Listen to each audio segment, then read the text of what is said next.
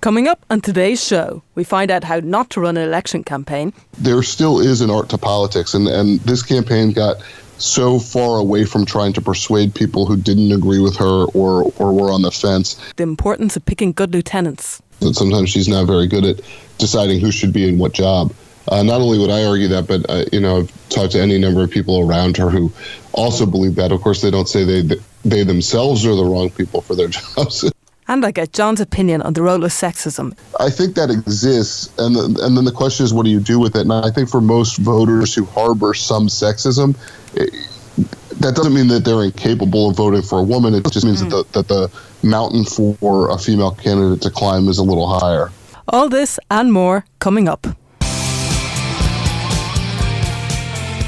You're listening to the Political Book Show podcast.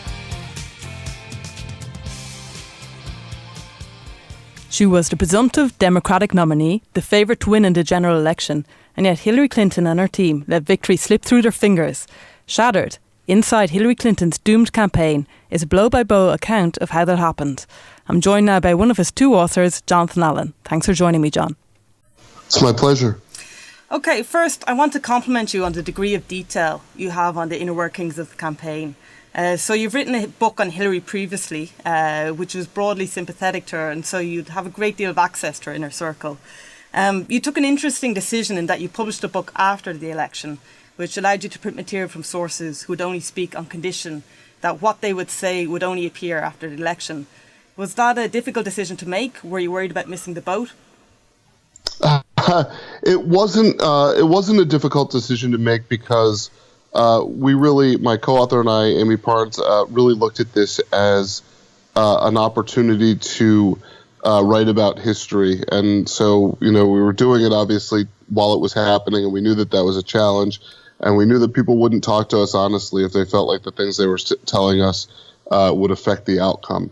And so we knew that the best way to get the best material was to simply promise to not put it out. We're not the first people to use that approach. There are others who don't like that approach, but we did that, and we also granted all the sources anonymity so that they could speak freely.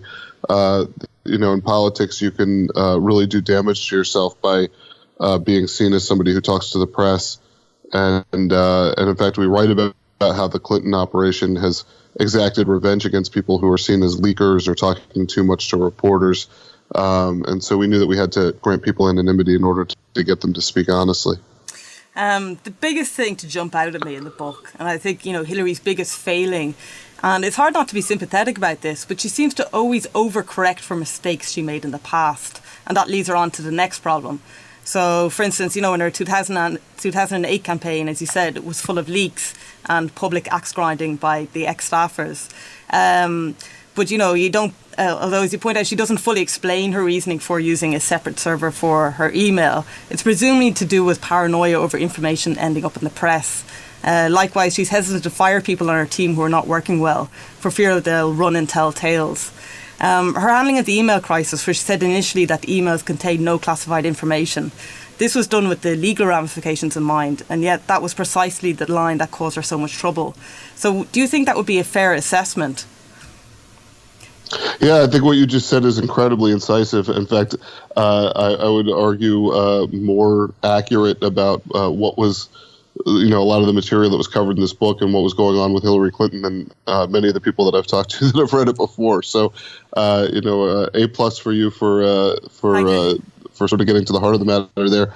I think that, a lot of times Secretary Clinton, as you point out, overcorrects for mistakes. She's able to identify what the problem is, but not necessarily what the solution is. Sometimes she sees things that are symptomatic of problems rather than causal, and addresses the symptoms rather than the causes. This is not unique to her, but I think that had she, done a better job of assessing what was really wrong, she might have been in a better position to win. Certainly, the paranoia is something that's sort of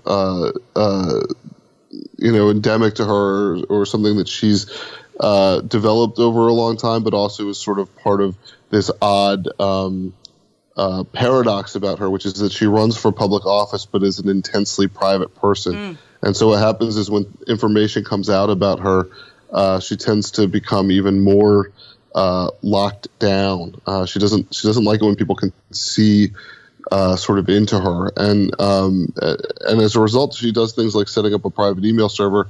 She would say she did it for convenience. I think most people would make the assessment that she did it so that people couldn't read her emails. In the United States, there's a freedom of information law that allows reporters to get information from the State Department and other agencies by requesting it, and I think she knew heading into the State Department in 2009 that people would be very interested in what she had to say in her emails, and then so she created a system by which it would be difficult or impossible to get information. And the great irony, obviously, of course, is that all her emails, a huge chunk of them ended up in the public domain then, and it actually garnered far more attention than it otherwise would have. If she had gone through the correct channels. So bad luck does seem to play a part. The email scandal really that came at the start of her campaign, it kind of seemed to unsettle. It seemed to unsettle them a lot. But there's another question as well, is that, why did the campaign nickel and dime its way through the primaries? Surely the amount in the war chest was their big advantage over Sanders. So why didn't they use it? It's interesting. They thought the entire time that they didn't have enough money. I think ultimately she built a juggernaut campaign. She built this huge operation, and they had tons of money that they had to spend just to keep it going. And so they weren't able to do, or didn't feel like they were able to do some of the things that they wanted to do in terms of,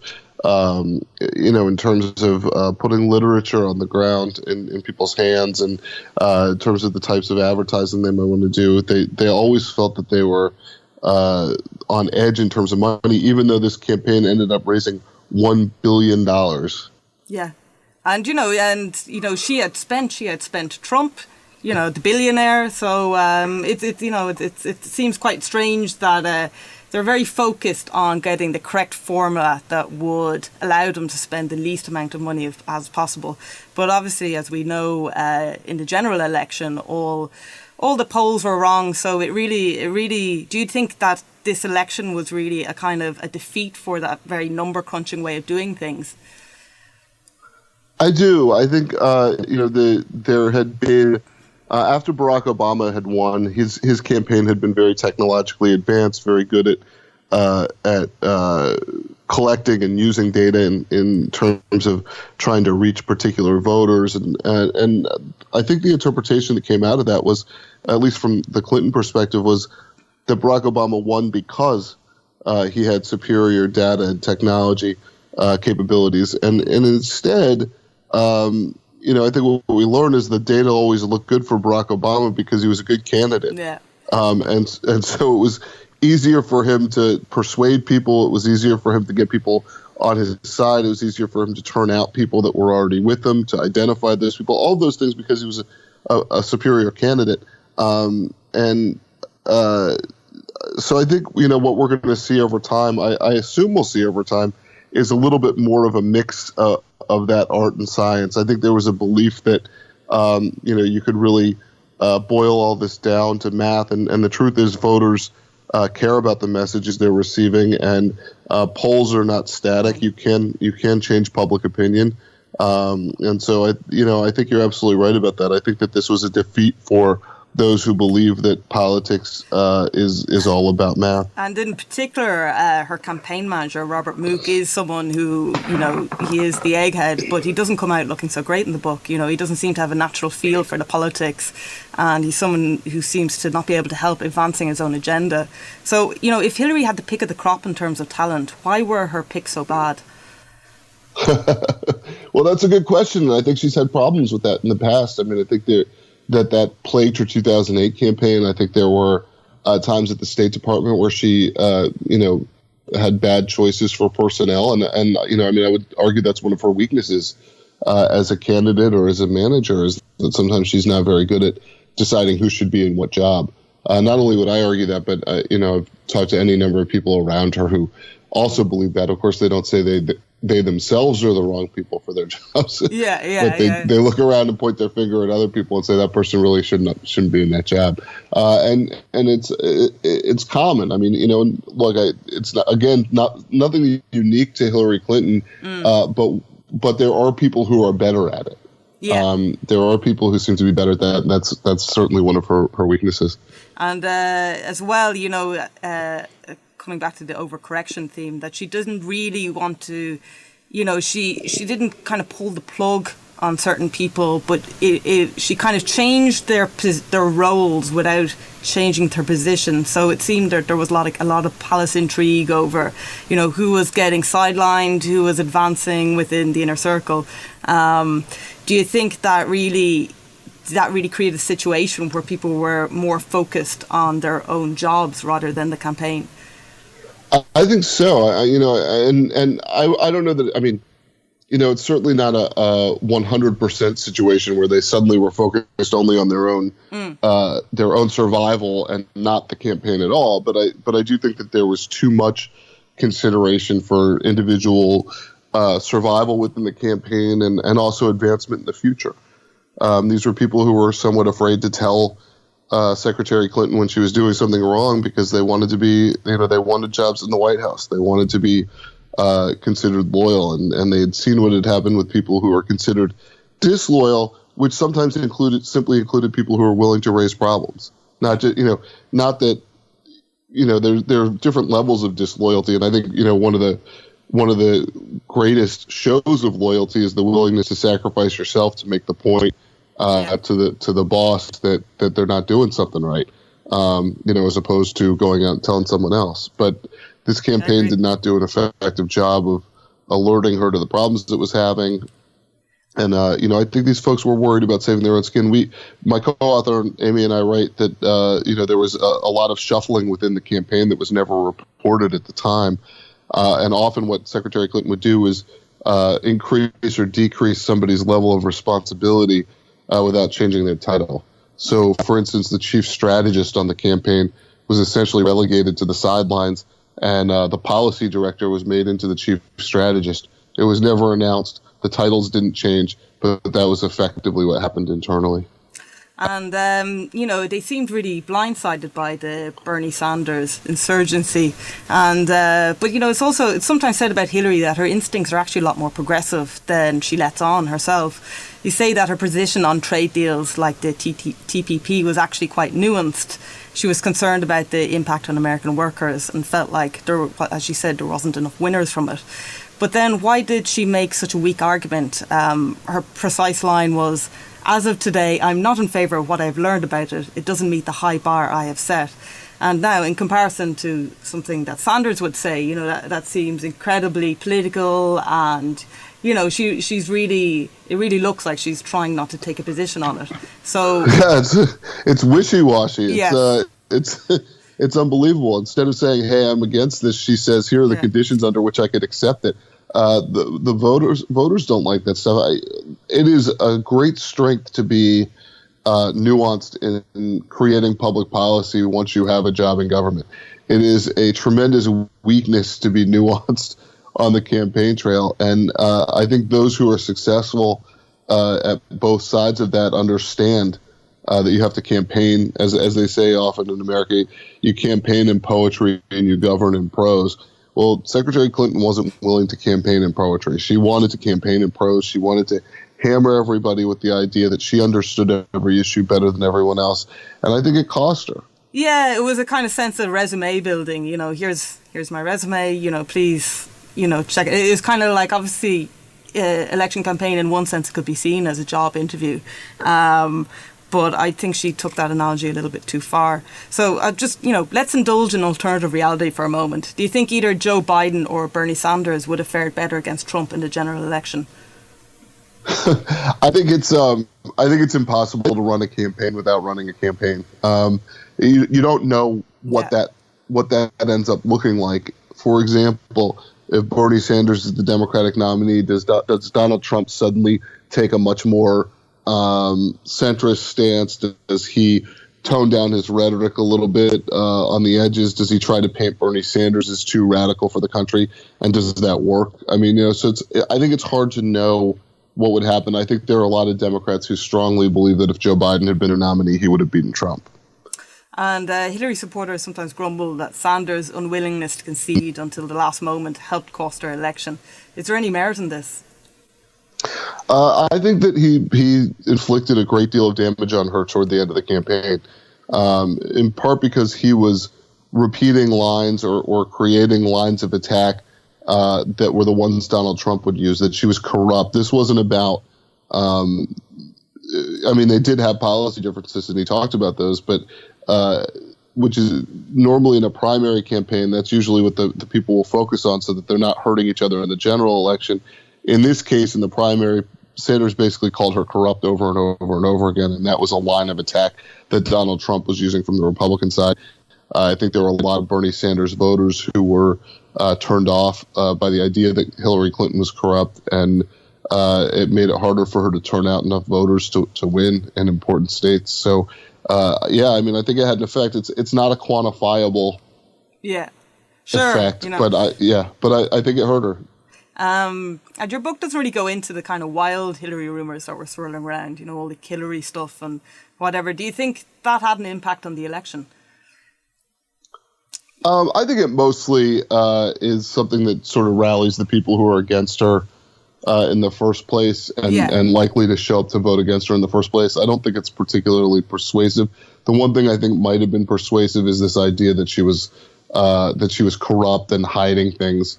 Though that to me is much more likely to move a voter's opinion than saying she killed people, right? I mean, no, I don't think anybody who isn't inclined to believe that believes that. Sure. So it's probably just it's a Republican kind of getting the base out, but it wouldn't. There's no stray Bernie Sanders voters. Well, obviously there could be, but do you think they were basically two separate groups of people? That the people who didn't like, Hillary Clinton from the Democrat side, do you think that a Bernie Sanders voter could have actually, many of them could have voted for Trump in the election, or do you think that Bernie Sanders was a left-wing candidate and those people would probably not be able to stomach a Trump? I think there's some crossover. I think there were some Bernie Sanders voters who ended up voting for Trump. Like, was she very unpopular with the unions? She was pretty unpopular with the unions. I mean, it depends on which union you talk about, because there are various unions, and some of them are closer to her worldview, and so, for a variety of reasons, and some of them are farther away. But generally speaking, unions were less thrilled with her than they generally are with Democratic candidates. And in particular, you had a situation where the union leadership was endorsing her in the general election, but their members were often voting for Donald Trump. Okay. So, but it's still, the Democrats and the unions, obviously, they go way back and they would have that traditional link. Do you think, this election has really kind of upset what, these kind of standard narratives we think, or, who we think are the traditional supporters of each party? I think, yes, I think it changed. I think the electorate reshuffled a little bit this time around. But I'm not sure that that's permanent. I mean, I think generally speaking, for instance, the labor unions and the Democrats will continue to be pretty closely partnered. There's nobody on the Republican side, with the possible exception of Donald Trump, who is arguing for increases in the minimum wage or paid leave for women who are becoming pregnant. Like, it just doesn't, or have babies. It just doesn't line up well, the Republican platform, with what most unions are looking for. However, Donald Trump messaged well away from what the Republican platform is to be able to get some of those union voters. So unless he changes the Republican Party, and I don't expect that to happen in terms of its basic values and tenets, I think Democrats and unions will continue to be close together, but there's always the potential for a candidate to pick off a certain percentage. And, on a separate topic, the Hillary team there was this super PAC called Ready for Hillary. And, I read about it in the book. And, she seemed to treat it, or well, her campaign team seemed to treat it very poorly. They were very zealous, very gung-ho. They were all promised jobs on the main campaign, but yet that wasn't followed through. And, there was also complaining that there was no ground game that would allow her biggest supporters a chance to get out there, to knock on doors, put up, bumper stickers, whatever. Do you think her campaign team had an inherent suspicion of passionate supporters, viewing them as amateurs and fanatics? Why were so many, why was there such a disconnect between the people on her campaign team and the people on the ground? I think you're right. I think that there was an arrogance within her Brooklyn headquarters about the professionalism of the people in the headquarters, and the lack of professionalism or the lack of ability of sort of basic activist supporters and even some of the people who were working for the campaign in various states. And they tended to ignore what they were hearing from the various states during the campaign. They tended to, substitute their own judgment for what they were hearing from people on the ground, organizers and activists who wanted more foot soldiers on the ground, who wanted more literature, who wanted to do more persuasion efforts rather than just turning out the base. And so, yeah, I think that was a big problem. Were they worried that someone would get on TV and say something off colour or, not on message? Was it, do you think it was just a lack of coordination, or do you think, they really thought that, these people could be a liability? I think that they believed that they could do most of the campaigning from the headquarters, that they could communicate with voters through emails and broadcast media, and they really didn't need a lot of people on the ground knocking on doors and doing what you sort of traditionally do in a campaign. I really think it was just a misjudgment of how you win over voters. And Hillary made a few missteps during the campaign. One of the big one was that she didn't apologise soon enough for her emails. She kind of, drifted out over several interviews. At the other hand, Trump never apologised for anything. There's a line in the book that says, I think it's attributed to Tandon, that says people hate her arrogant but like her down. Do you think there's an element of sexism at play? Yes. Short yeah, answer, here's the sort of fundamental thing. I think what Neera Tanden is observing is that the desire to see contrition from Hillary Clinton is tremendous, and it is charged with some sexism, I think. Whether that's why she lost the election or not, I sort of have a different view of that, which is that if you're a presidential candidate, it is your job to overcome people's biases against you, whether they're based on, whatever they're based on. And so Hillary Clinton's inability to overcome that element, I think, is one of the reasons that she lost. We go through in the book how there were certain states where, where Hillary Clinton's performance among men was so much worse than Barack Obama's performance with men, even though her performance with women was relatively even to his, in states where, no woman has ever been elected governor or United States senator. So, yeah, I think sexism is an element, and there's some institutional sexism in, I think, individual voters. Some of them harbor sexist beliefs. I've heard women on the campaign trail say they don't think a woman ought to be president, that it's not right. So, I think that exists, and then the question is, what do you do with it? And I think for most voters who harbor some sexism, that doesn't mean that they're incapable of voting for a woman. It just means that the mountain for a female candidate to climb is a little higher. I suppose, finally, what lessons do you think the Democrats should learn from the Hillary disaster? And do you think they've learned them? Yeah, so number one, I think that candidates matter. And you need to have a candidate who is more, I would say, who's more capable of expressing why it is they want to be president and how that fits the national mood at a particular moment. In this case, you had a candidate who was running for the second time in 8 years and who basically had not put together a message for what she was going to do for voters versus what she was hoping they would do for her. Yeah. So I think those are some big lessons to learn, but also that there still is an art to politics, and this campaign got so far away from trying to persuade people who didn't agree with her or were on the fence, and went so hard after people trying to find people who agreed with her and just get them to the polls. I think that the Democrats need to see a rebalancing of that in the future to be successful. And do you think, is there any word of kind of what sort of candidate they're looking for to field next against Trump in the next election? I don't think that. I think they have 100 different ideas, okay. And it's really not clear right now who's going to emerge. Even former Vice President Joe Biden says he wants to run. He will be in his mid to late 70s at that point, but is considering a run, and there are any number of others. Okay. Listen, I think we'll wrap it up there. Thanks for joining me, John. It's my pleasure. Take care. You're listening to the Political Book Show podcast.